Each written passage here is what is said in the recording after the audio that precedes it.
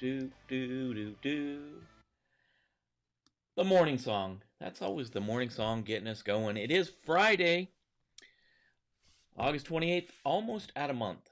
The month is almost gone. We're almost at a month. We're almost ready to go into September. Crazy, this year is flying by like no one would believe. We had a great trivia night last night.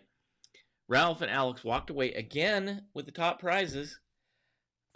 They are like a machine. Paul, good morning. As always, good to see you. Bright and early. Oh, man.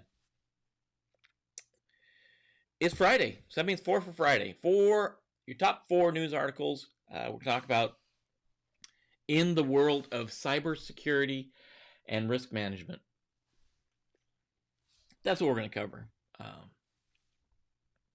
We just got to talk again about how fun it was last night. We had Frankenscenes was one of the new domains we had. So we had 40 questions last night. Frankenscenes was a mashup of a video with a different audio track, and you had to determine the audio track. I think it was a good time. Good morning, Alex. Good to see you. Nice run on the morning crew. So we got 4 articles today. DeathStalker. If that is not a good name for an APT, I don't know what is. Magecart has done so well. It's gathering imitators, people that are just doing the same thing. So what do we worry about Magecart? Why do we care? Let's take a look at that this morning. Chrome 85. It's being released. It's patching some vulnerabilities. We're going to talk a little bit about the patches, what it's patching, as well as what they paid out for this round and their bug bounty program. And Emotet's back in the news, but not why they'd want to be in the news. So we knew a month ago, well, this month, Emotet's back. It was gone for a while, and now we know why it was gone. Why Emotet, the ransomware, Trojan, malware, evil, just thing that it is back. But we know a little more about why it was gone, why it went on hiatus. And we'll talk a little bit about the vigilante that is still haunting Emotet a bit by replacing its malicious payload with harmless gifts. And what we need to always we'll look at all 4 of these. We'll check out the coffee cooler weird holiday of the day.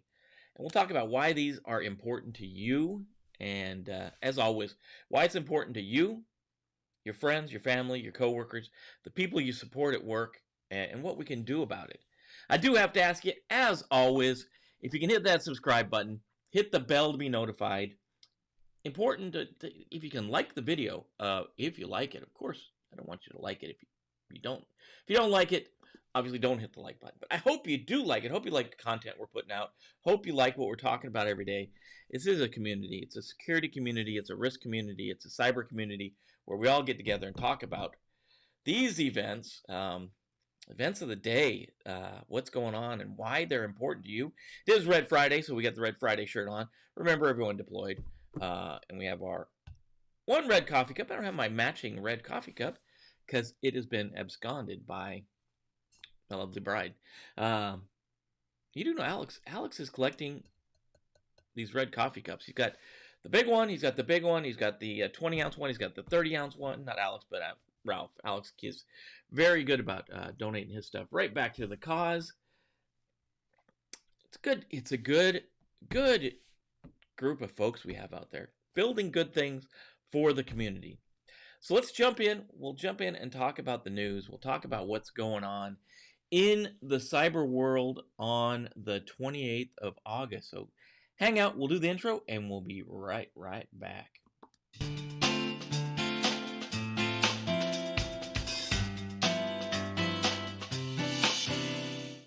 Do. That's a catchy little tune right off of your available licensed software. Got to watch out on YouTube. I always got to watch YouTube. making sure your stuff is licensed, or they'll get you with that copyright infringement. So you got to make sure your songs are licensed. That's why you don't hear us playing any big name songs, because we can't afford the licensing fees, man. We gotta have a less expensive music track for our day, but we can do that. We can handle that.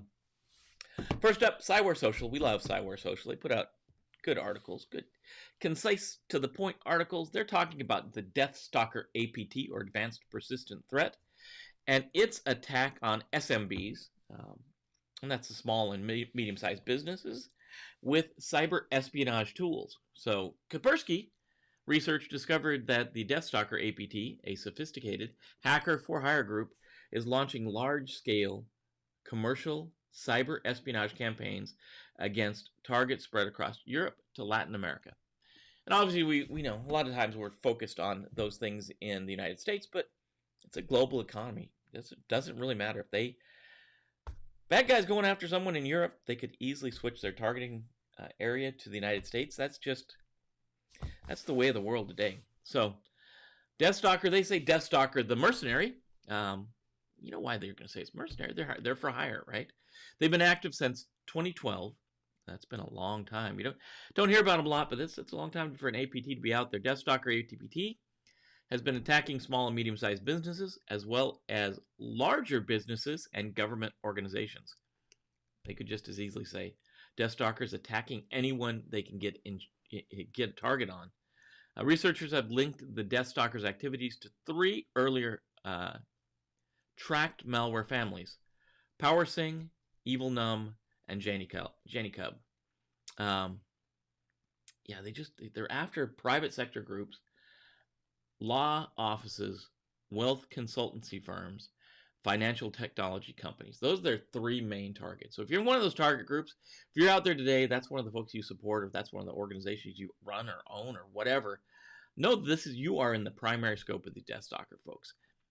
Not that they're going to leave you alone if you're not in that primary group. There's always the target of opportunity, as the military would used to say. They often say a target of opportunity is probably never passed. If these guys get a chance to get a beat on your organization, they'll come after you. DeathStalker leverages legitimate social media, blogging, and messaging services such as Google+. Does anybody use Google+? Imager, Twitter, YouTube, as dead drop resolvers to evade detection. Yeah, they use those legitimate sites so they can kind of sneak through malware detection, malware protection and detection schemes, email filtering, and all that kind of stuff, because those sites are legitimate. The DeathStalker group used 3 tool chains. We already talked about them: JannyCub, PowerSing, and EvilNum. Kaspersky is saying that they're suggesting these malware tool chains are used to gain a foothold inside the victim's network. The key role of these tools is to enable deployment of further payloads. So obviously, they use these tools, jump in there, get in there, and then they're going to push other payloads, including backdoors and other types of malware, onto the network. EvilNum was found spying on targets to obtain financial information for both the targeted companies and their customers. So not even just the company now, they're going after customers as well. Since 2020, like every other piece of malware, DeathStalker has been leveraging the COVID-19 for both JannyCub, and PowerSing implant deployment. They're using that same phishing techniques that every bad guy's using right now. They're saying, hey, click on this link because you may have been infected with COVID-19, or click this link about COVID-19.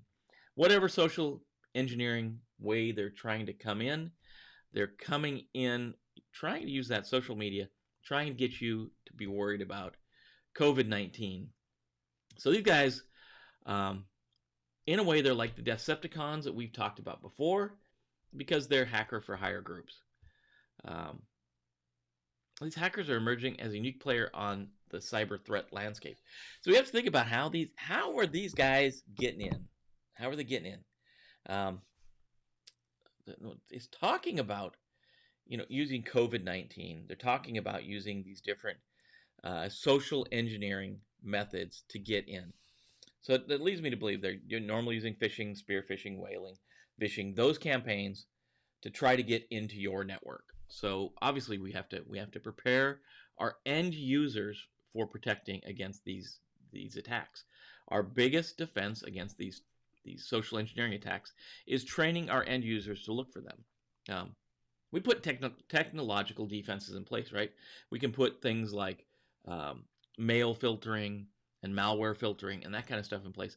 But as we talked about in this one, DeathStalker leverages legitimate social media blogging and messaging services to evade detection. So they're dropping content on these other sites and using links to those other sites that are legitimate to get their malware deployed. We've seen earlier this week, we looked at the version control problems within Google, within the Google Drive, how that can be exploited to make things look crazy. But we definitely got to train our end users, right? We can put those defensive measures in place. We have to put in malware protection. We have to put in malware protection. We have to put in our defense in depth. We got to have the border guards around our perimeter. Those firewalls, those IDSs, the IPSs, that kind of stuff to protect us. We got to train our end users not to click the link. That's one of the biggest things. My lovely bride is saying, I did not. She didn't steal it. I left it in the truck. I did leave it in the truck. That's true, but I'm gonna call it your truck, so you stole it, right? That's what I'm saying. So we got to watch out for DeathStalker. They're a mercenary group. They are a for-hire hacker group. They're going after, obviously, their target set law offices, wealthy consultancies, financial technology companies, but they could be going after anyone.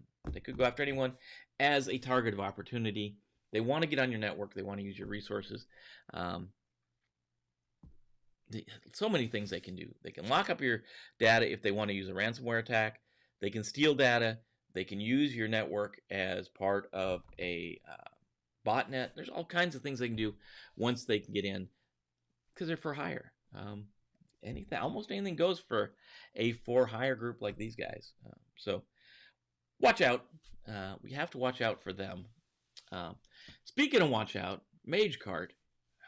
And I have not really talked about Magecart in the morning show too awful much because it's covered a lot of other places, but we got to circle around and talk about Magecart right now. So this is from Threat Post. Obviously, like all the links are in, like every show, the links are all in the show notes below.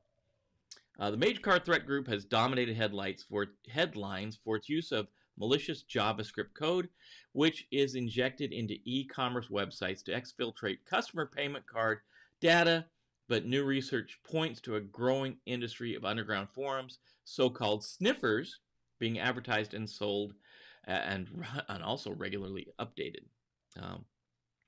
Threat Post shows an array of threat groups who over the past 6 months have tracked continually developing advertising customized payment sniffers that are updated regularly and contain multiple capabilities that are available for purchase or rent.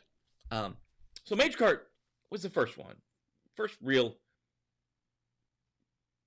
effective skimming tool online. So a lot of times it would be put on a website that was exploited using a JavaScript exploit, JavaScript code that would act as an interface between the website's payment processing capability. So when a normal user went to buy something from that website, they would use the payment processing system. And I got a couple of examples. I can't think of the OpenCart is a good example. I couldn't think of a good example. OpenCart's a good one. So if websites use an OpenCart is vulnerable to the JavaScript, then it can get injected, and the payment details from that user are not only passed on to the folks providing the service or the product, but also to the attacker who's using Magecart. The sniffers are malicious code, generally JavaScript, that are injected into a website payment system via cross-site scripting or XSS. Attacks are otherwise. These are designed to steal payment card numbers, card verification values. That's those 3 or 4-digit numbers that are always asked for. The secret numbers that you always have to give when you use your credit card. And they also go after other PII. If they can get your other PII, they're going to grab it too.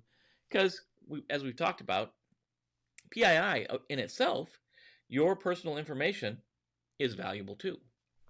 Amidst this, a number of threat actors have emerged on the scene offering customized sniffer variants. And in this article from Threat Post, they talk about 2 of them. One Russian-speaking threat actor, is currently making waves. His name is Bilar. He's created and is the sole designer of a payment card sniffer called Mr. Sniffer. Gotta love the name. The sniffer was first debuted as an exploit in December 3rd, 2019, and is currently being advertised for about $3,000. So if you pay $3,000, you yourself can get Mr. Sniffer on the dark web.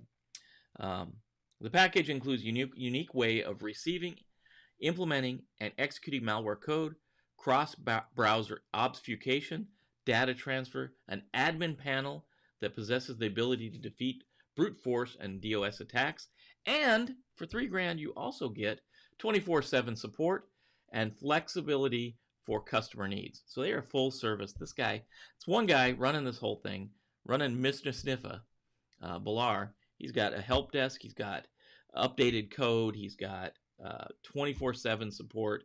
He'll help you out if you want to be malicious and go out and do this stuff. I would always say, don't ever do this. This will get you landed in jail quick. We know those folks are out there, and they're doing it a lot of times from countries where we can't get to them. I would always say, don't do this. You're going to put your time and money into doing this. Put your time and money into learning security, and come out and join us in the field where we need you. Another group of bad actors, which go under the moniker Soshi, tout JS Sniffer variant called Enter, which has been active in forums like Exploit, Verified, and Club to Card, or Club to CRD, since December 2018. Described as a universal sniffer designed to steal CNP, payment data from payment platforms. And this one, they list out which ones are vulnerable to this specific one. Magneto, OpenCard, and OS Commerce, and websites using iframes or third-party payment processor. Soshi is a little cheaper. It sells for $1,000. The purchase includes the sniffer's payload, the user manual, 24/7 service, and a free admin panel, and uses updates to make it undetectable to antivirus software. It's funny, when we talk about these organized criminal organizations, whether they're an APT, a state-sponsored folks, or just organized crime, operating more and more like a true organization, a business or an organization. Both of these, you either get Mr. Sniffer or you get Enter. They both have 24/7 support. Customer service. It's crazy. It's out there. It's mutating. The first one, Magecart, got out there and proved that they could make money. And just like ransomware, as long as they're making money, they'll continue to not only do what they're doing as a malware or as a bad actor, but they will spawn other people to do the same thing. And in this case, we see other people after Magecart. We've got Mr. Sniffer, and you've got the Enter, and probably a ton other. You know, if we're talking about these ones, there's a bunch of other folks behind the scenes that are building their own versions that are already out there. What do they want? We always talk about these things. In this, what do they want? It's easy what they want. It's easy to identify what they want. They want your credit card information. They want your PII. That's what the bad guy's after. Because credit card information can be sold. It can be used to buy things and then resell them. There's a lot of, obviously there's a ton of reasons why people steal your credit card information. They want your PII because that's valuable. That can be sold as well. So what can we do to protect against it? So if we're running a website, we need to make sure we're picking a payment processor that updates itself regularly, that's not vulnerable to these things. Maybe pick a payment processor that passes the mark for being PCI compliant, the payment card industry standard for certification that they're doing at least the basics in security.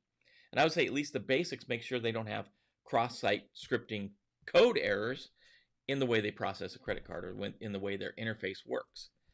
It looks like that's one of the biggest ways that the bad guy's going to get in. They're injecting their JavaScript through a cross-site scripting attack. There are a lot of payment processors. I'm not going to say one is better than the other one, but you want to pick one. If you find one that's got PCI certified payment processor, it may cost you money. You may have to pay a bigger percentage to that payment processor, but you don't have to worry about this kind of stuff. And obviously, the fallout from all this probably is not going to be you have to pay anything if you're using a payment processor. But do you really want your customers going through that? If you're online, if you're selling stuff to a customer base, you're spending a lot of time building that customer base.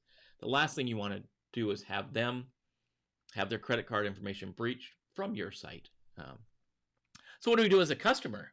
As a customer, if we're giving our information to a website and they're not protecting it, that's the first thing. Figure out, make sure you're buying stuff from legitimate sites, from good sites.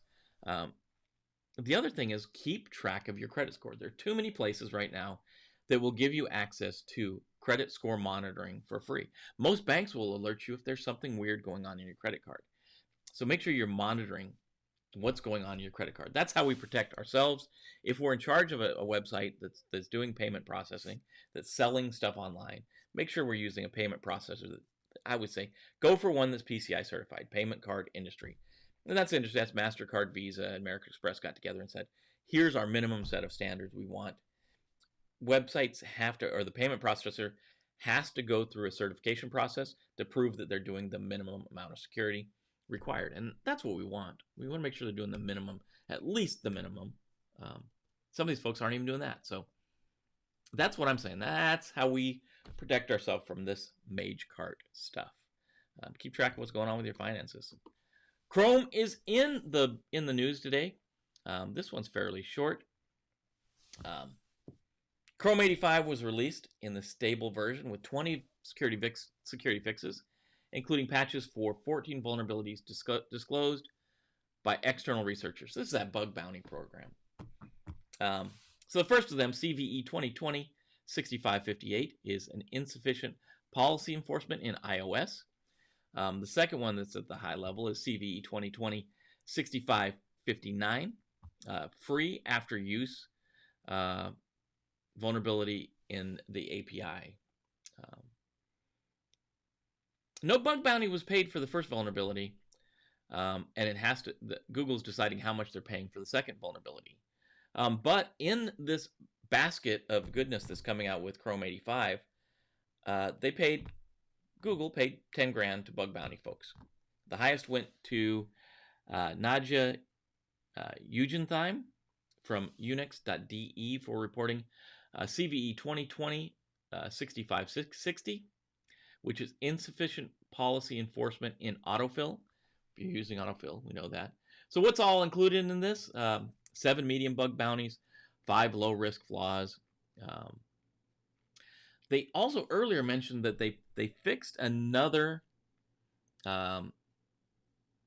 use after free vulnerability, but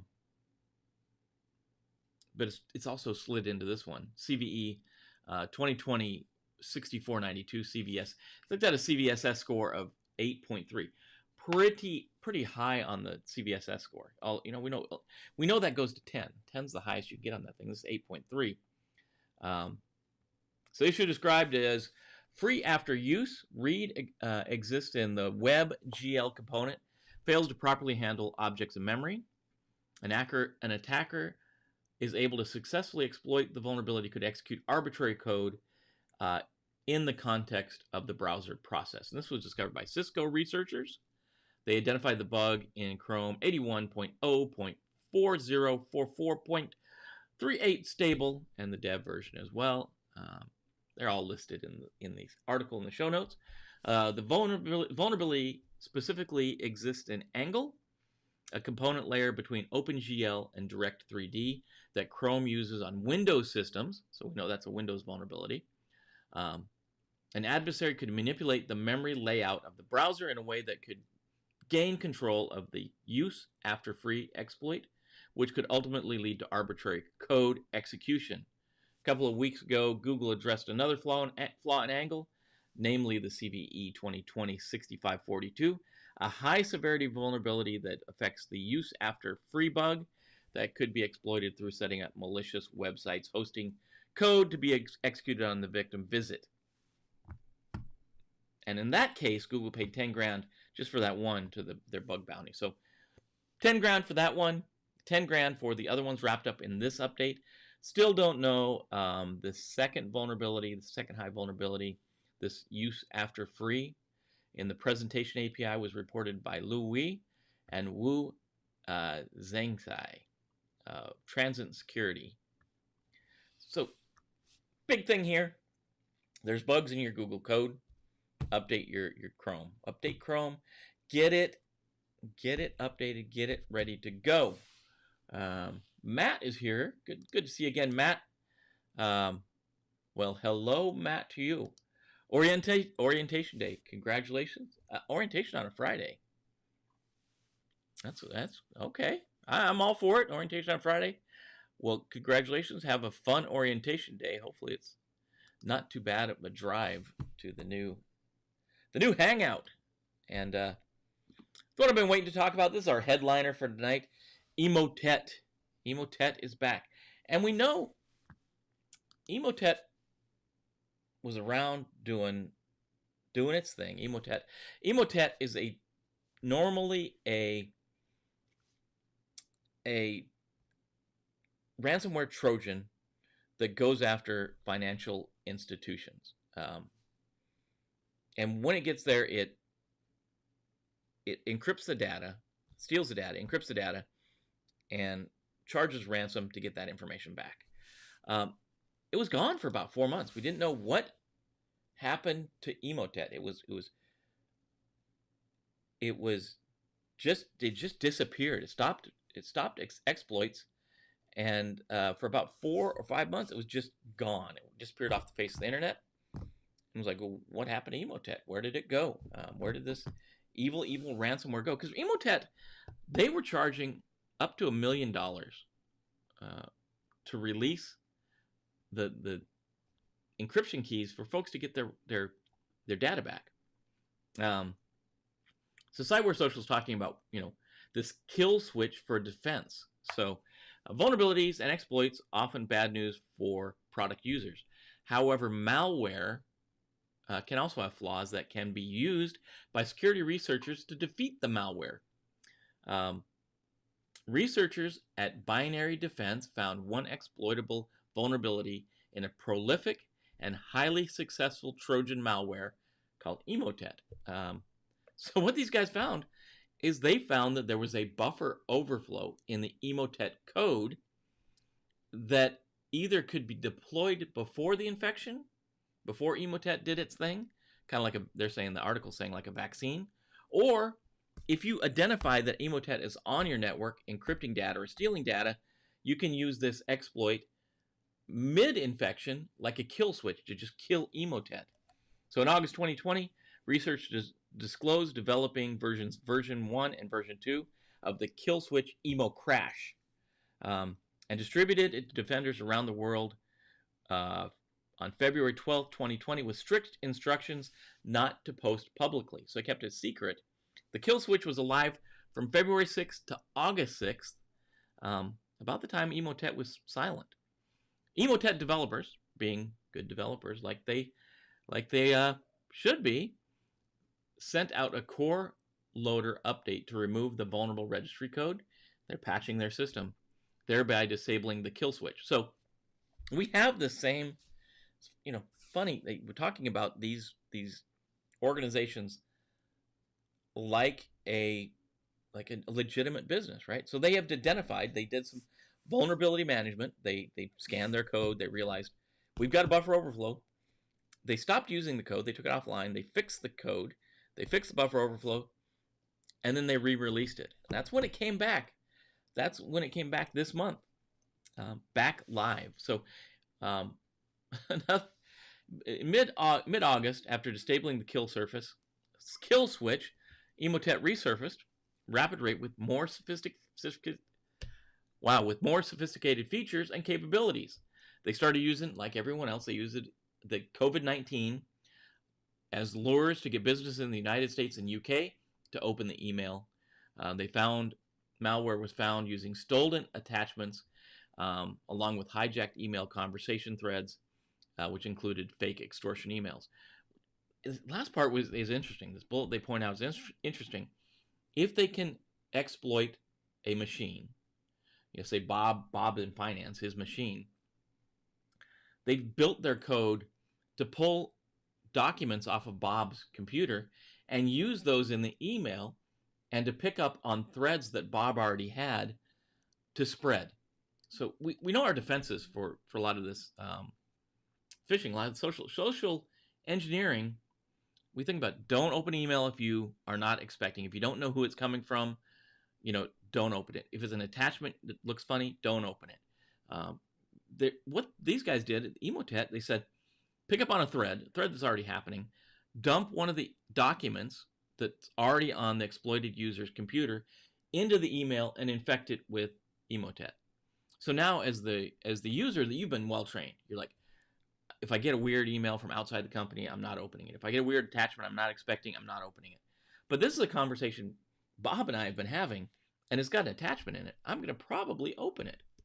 So again, we got a new round of training, folks. We have to make sure we're patching our systems. We can't let this get in to start with. And we know the main ways ransomware is getting in today is RDP, remote desktop.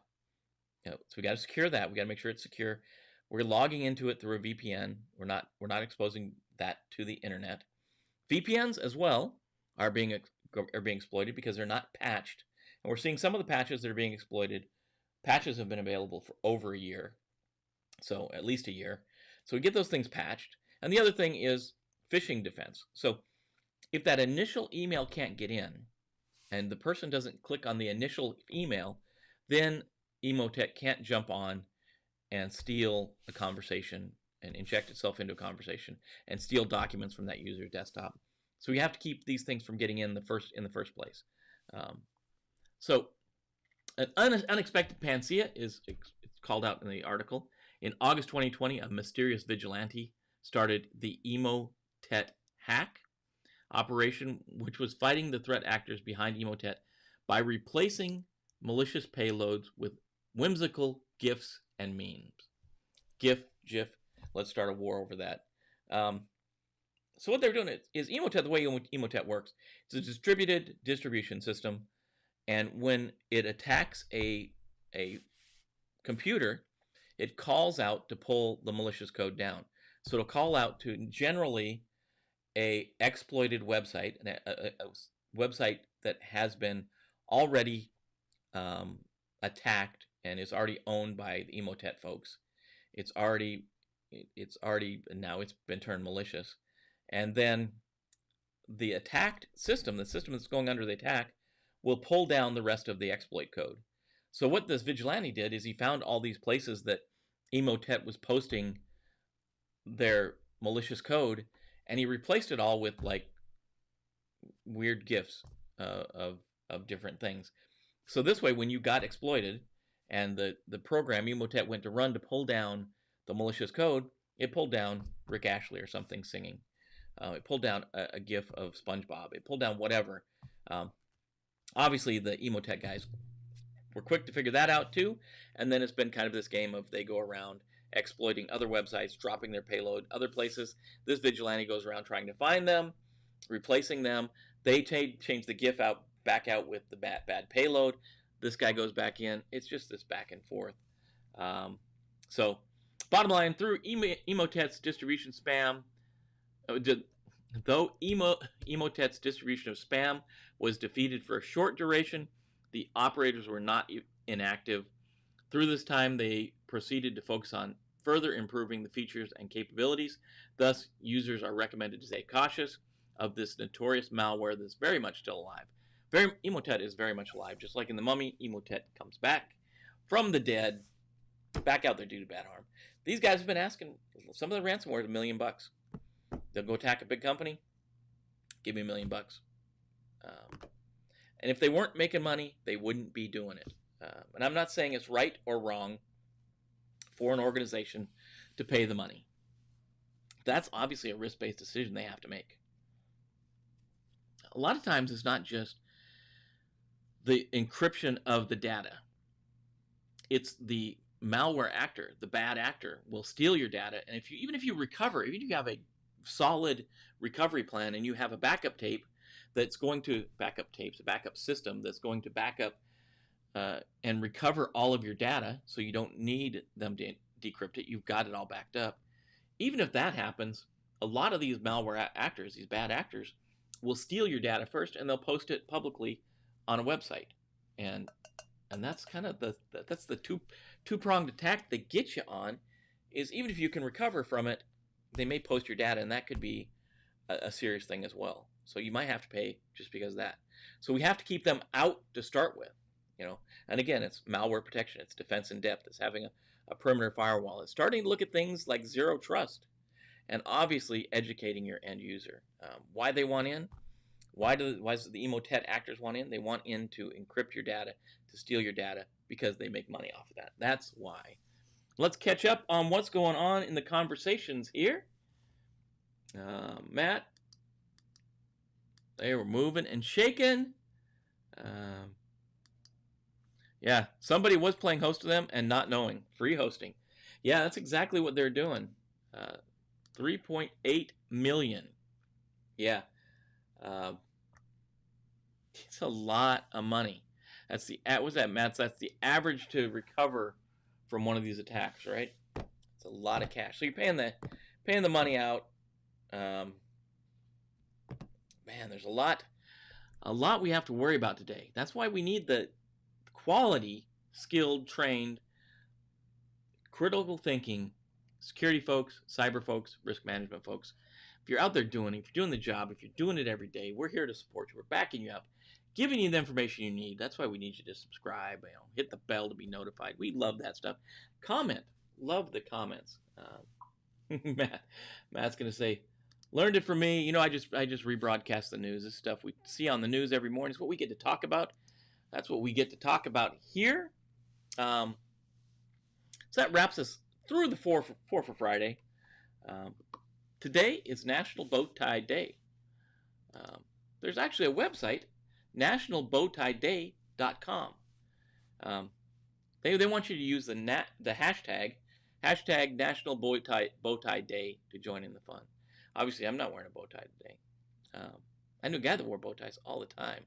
Once a year, every August 28th, thousands of men, women, and house pets all around the globe come together to celebrate the often underappreciated accessory, the bow tie.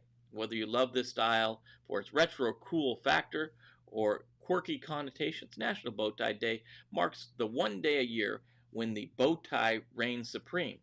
Go to the grocery store, do a puzzle, ride a hot air balloon.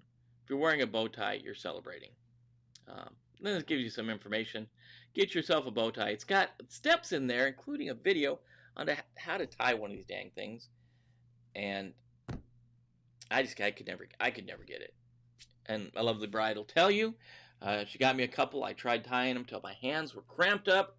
Couldn't get it. I can tie a bow tie. I can tie all kinds of long ties in my sleep, driving down the road, in an elevator. These bow ties give me every single time. We always end up getting a clip-on because that's the way things go. Alex, good to see you. Thanks for the comment. Always appreciate it. Always like the fact that you guys are here in the morning. Hope you guys have good plans for the weekend. We do have to get through today. Get out there today. Take care of your friends, your family, your coworkers, your organization. Take care of each other.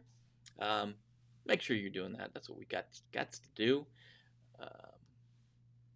Got to take care of each other. Best claws. So take care of each other. We got to go out there and we got to take care of things. We got to keep things as secure as we possibly can. That's the world we live in. We're out there to defend. We're taking care of our folks. Let's see how this thing comes up. It does. The bear comes up. I was wondering if the bear was going to come up on the screen there, Matt. So go out there, do good things today. I'd love to see your comment down below. If you would share with your friends, that would be awesome. We'd love to get people subscribed to the channel, hitting the bell to be notified. Know that we're here every morning at 7:30 talking about the cyber news of the day. We do have a vacation week coming up. We'll talk about that next week, though. Figure out what we're going to do there. But as always, thanks for joining us. Thanks for coming here. Thanks for going out, taking care of things. If you learned something this morning, go out and make sure you're protecting that group that you protect. Friends, family, coworkers, your organization, folks you know, people you're walking down the street, let them know. Patch their Google. Don't open links they don't know. Anyways, that's what I'm saying. Go out there, do good things. As the Bravos would say, go get some, and we will see you bright and early, 7:30 Monday morning. Talk more about the cyber news of that day. We don't even know what's going to be yet. So join us then. We'll see you there. Have a great and wonderful weekend. Next trivia night, I think I put it out there. I think it's the 10th of September. So be there or be square. We'll see you guys on Monday.